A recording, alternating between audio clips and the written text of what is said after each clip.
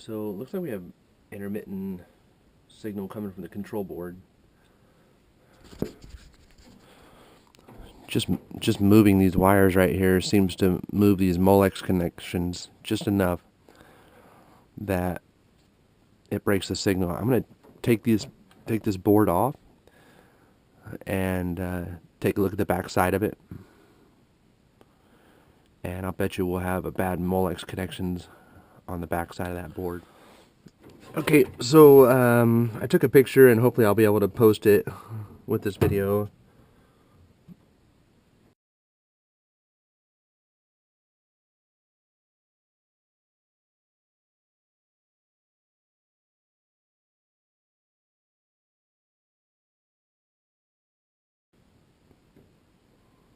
But got some fractured solder connections on the back of the board. Also, this blower capacitor is well below factory specs. It's a 15 microfarad capacitor. At 14.1 it would be considered below factory specs, and right now it's registering at 12.6 microfarads. So would be causing, it's probably just putting some extra strain on the blower motor that's not necessary. Could cause it to prematurely burn out. So customer decided to go ahead and change that out. So we're going to change the blower capacitor and the control board, and she wants to sign up on a club membership, so we'll be coming out and doing her maintenance as well. So good call overall.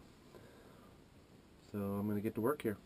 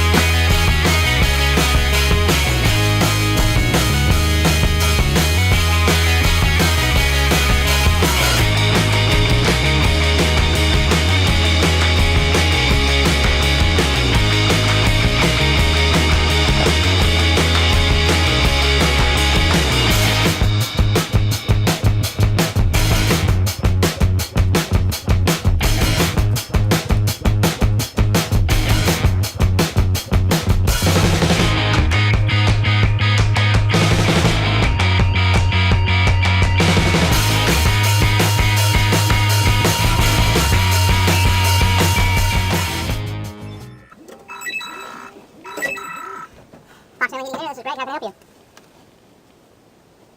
Oh, yeah, Amy. Yeah, you're the CPA, right? Uh-huh. Yeah.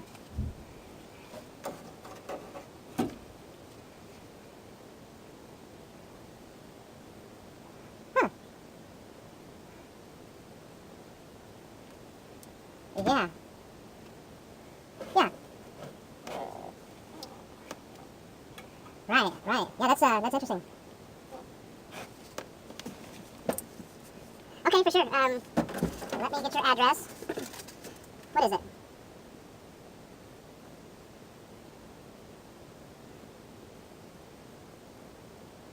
Okay. Okay. And when is a good time for you?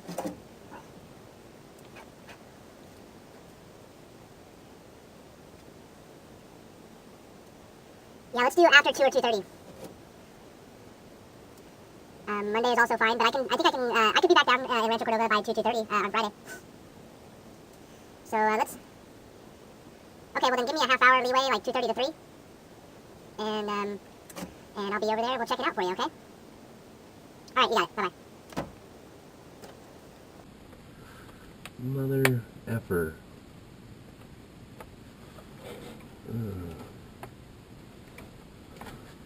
Thank you for that awesome. Look, you put that in there. Good times.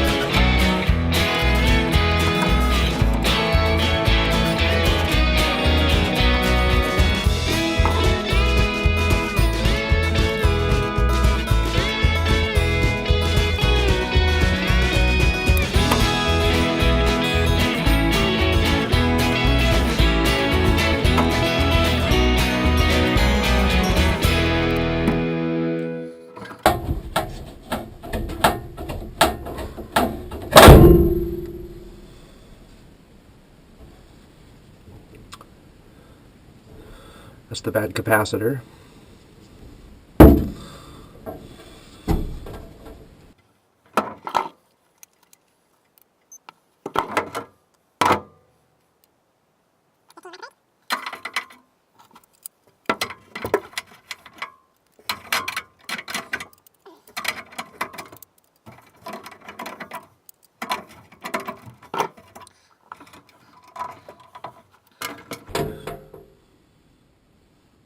Cross our fingers.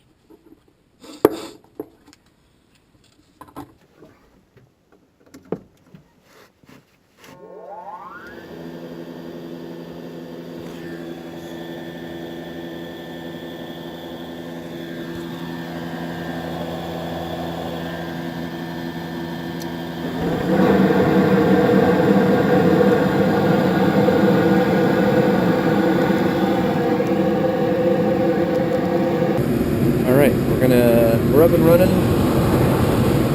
Just gonna tighten up some of these wires here and get out of here.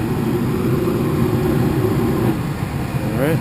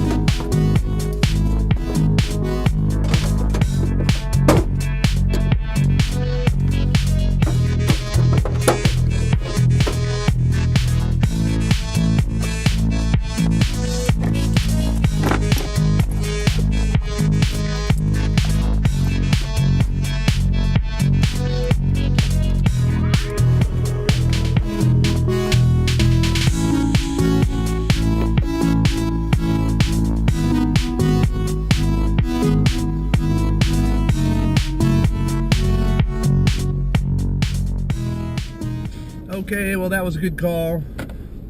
Seatbelt. That was a good call. Changed out a control board, changed out a blower capacitor, and we got the system up and running.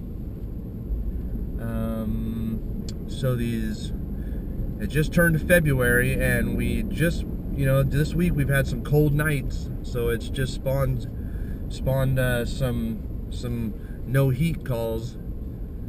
I know that we're gonna start running into our drought here pretty soon, and we'll be hurting for business. But right now, we gotta maximize.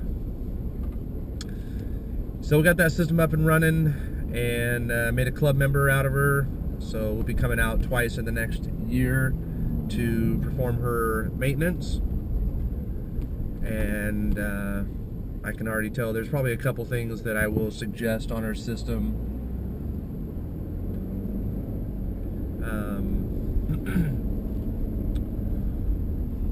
I always recommend those float switches for the emergency drain pans.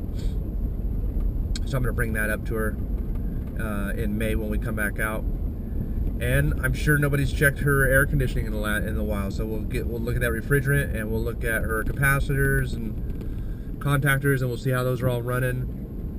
But that was kind of a good call for us, because like Zach is, I'm a repair guy. Like I'm here to fix. I want to fix things. I'm not always jumping on selling a new system. So we just got called out behind another company who told her she needs a new system, and that her ductwork was not run correctly and all that stuff. But fact is, it's running. She's not complaining about airflow around her house, and so like I said, Zach Ciota is one of those guys who's just a repairman, and he just wants to do service work. I'll do a little bit of both, like I'm interested in doing installs, but at the right time. If the system is toast, then it's time to go, time to get a new system. But this one's 15 years old, and it just, we